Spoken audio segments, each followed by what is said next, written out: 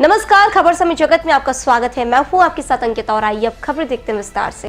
पवई जनपद पंचायत पवई के सभागार में ब्लॉक स्तरीय सेल्समैनों, प्रबंधकों एवं कर्मचारियों की बैठक सहकारिता एवं उद्योग समिति के सभापति कमलेश तिवारी की अध्यक्षता में आयोजित की गई, जिसमें फूड इंस्पेक्टर प्रदीप त्रिपाठी सहित प्रबंधकों एवं सेल्समैनों की मौजूदगी रही।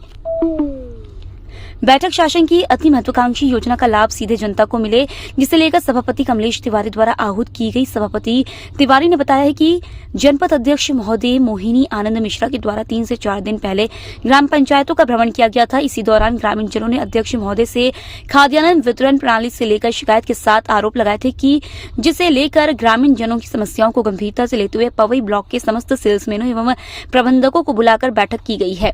बैठक में सेल्समैनों एवं समिति प्रबंधकों से वार्तालाप के माध्यम से समझाइश दी गई और ग्रामों में मिली गड़बड़ियों को संज्ञान में लेकर सभापति एवं फूड इंस्पेक्टर बैठक के दौरान स्पष्ट निर्देश दिए। कहा, हितग्राहियों को उनकी पात्रता का खाद्यान्न एवं उनके मिलने वाला राशन पूरी मात्रा में दें एवं समय पर दुकान खोलें।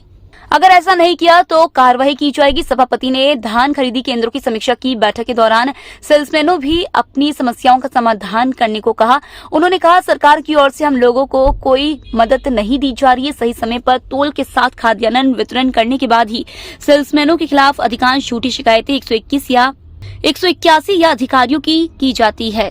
साथ ही सरकार सेल्समैनों को वेतन के नाम पर ठेंगा दिखा रही है। उन्होंने कहा कि यहाँ तक कि कई सेल्समैनों को अपनी दुकान का किराया खुद दे रहे हैं। सेल्समैनों ने हर माह वेतन देने की मांग की, जिन्हें 7 से 8 माह से वेतन नहीं मिला है, जिसे लेकर सभापति तिवारी ने गंभीरता से लेते हुए विक्रेताओं की वेतन के संबंध में फूड इंस्पेक्टर से ऊपर बात करने को निर्देशित किया एवं उन्होंने समय पर वेतन भुगतान समितियों से कराने को कहा। वहीं धान खरीदी को लेकर हुए फर्जी पंजीयन पर फूड इंस्पेक्टर ने कहा, इसकी जांच सहकारिता विभाग एवं उनके विभाग द्वारा जांच की जा रही है। उन्होंने कुछ ऐसे तथ्य सामने आए थे, अकवे करके पंजीयन करा लिए गए थे जो अन्य स्थान से थे, जिनको तहसीलदार महोदय ने असत्यापित कर दिया है। धान खरीदी फर्जी पंजीयन पर फूड इंस्पेक्टर ने कहा, अगर जो पंजीयन सत्यापित नहीं हुए हैं उसकी जाँच कर कलेक्टर महोदय के समक्ष पेश करेंगे।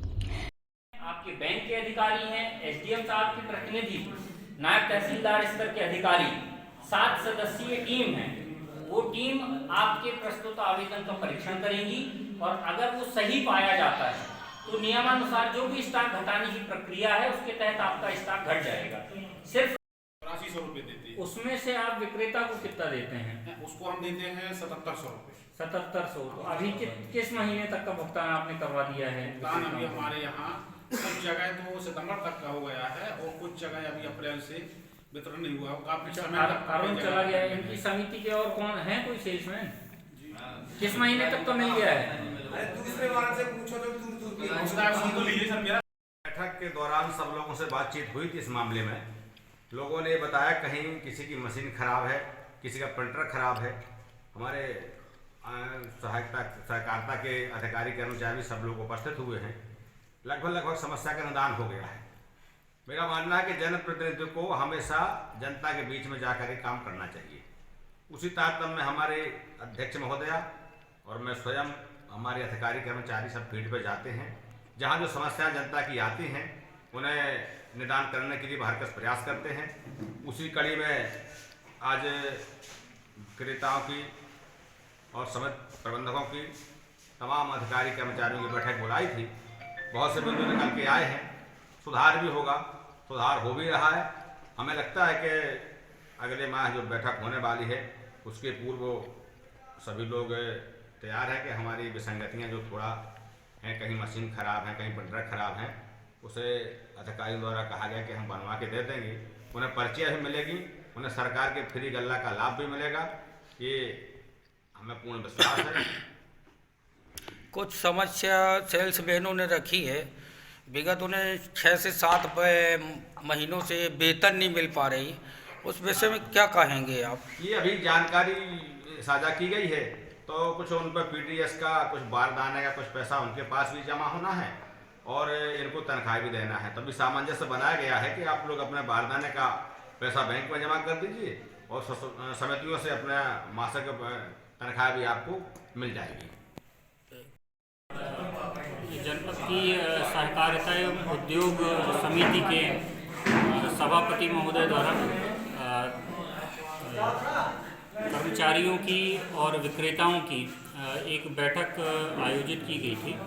इसमें सार्वजनिक वितरण प्रणाली के तहत जो निःशुल्क और सशुल्क खाद्यान्न उपभोक्ताओं को वितरण किया जाता है, इस संबंध में विक्रेताओं को सभापति महोदय द्वारा और मेरे द्वारा भी विक्रेताओं को एवं सभी समिति प्रबंधकों को स्पष्ट रूप से निर्देश दिए गए हैं कि आप हितग्राहियों को उनकी पात्रता का खाद्यान्न समय पर और पूरी जो मात्रा है वो दें और अपने समय पे दुकान खोलें। और अगर कोई सेल्समैन कोई गड़बड़ी करता है तो उनके ऊपर कार्रवाई की जाएगी। ऐसे निर्देश सभापति महोदय द्वारा और मेरे द्वारा इस बैठक में दिए गए हैं। अब ये धान खरीदी हो रही है, जी, इसमें कई समस्या विसंगति आ रही हैं कि कई फर्जी पंजीयन किए गए हैं, उसमें क्या आप कहेंगे? इस संबंध में जो फर्जी पंजीयन हैं उनकी भी अभी जांच चल रही है अलग अलग स्तर पे। जो सहकारिता विभाग है वो जांच कर रहा है, हमारा भी विभाग जांच कर रहे हैं। कुछ ऐसे तथ्य निकल के आए थे कि किसी अन्य किसानों की ज़मीन को किसी अन्य जगहों में जोड़ लिया गया है, तो उनका जो सत्यापन है वो तहसीलदार महोदय द्वारा किया जाता है। तो अभी जो मुझे जानकारी प्राप्त हुई है उसमें ऐसे जो रकबे थे जिनको किसी अन्य किसान द्वारा या किसी अन्य जगह से उनके खसरे जोड़ लिए गए हैं, उनको तहसीलदार महोदय द्वारा असत्यापित कर दिया गया है। तो ऐसे रकबों में अभी खरीदी नहीं हो पाएगी। और भी अगर कोई अन्य मामले इस तरह के संज्ञान में आते हैं तो हम जांच करके और ऐसे दोषियों के विरुद्ध कड़ी कार्रवाई करेंगे। बैठक के दौरान सर आपने कहा है कि कितने 28 तारीख से खरीदी हो रही है? 28 तारीख से खरीदी चालू होगी धान उपार्जन की हमारी। तो पंजीयन साहब एक थोड़ी है, उस पर अनेक हजारों की संख्या में है। इस बीच अगर धान दे रहे हैं उस पंजीयन पे, उन पे क्या कार्रवाई होगी? नहीं, अगर कोई ऐसा पंजीयन है तो आप हमको उसकी सूची दीजिए। लगभग जो अभी चूँकि सत्यापन का काम तहसीलदार महोदय द्वारा किया जाता है, इसलिए इसकी एग्जैक्ट स्थिति की आप किन पंजीयन की बात कर रहे हैं मुझे जानकारी नहीं है।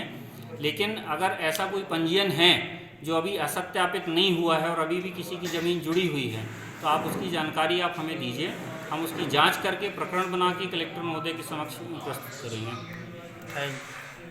पवई से खबर समय जगत के लिए संवाददाता सफी सिद्दीकी की रिपोर्ट।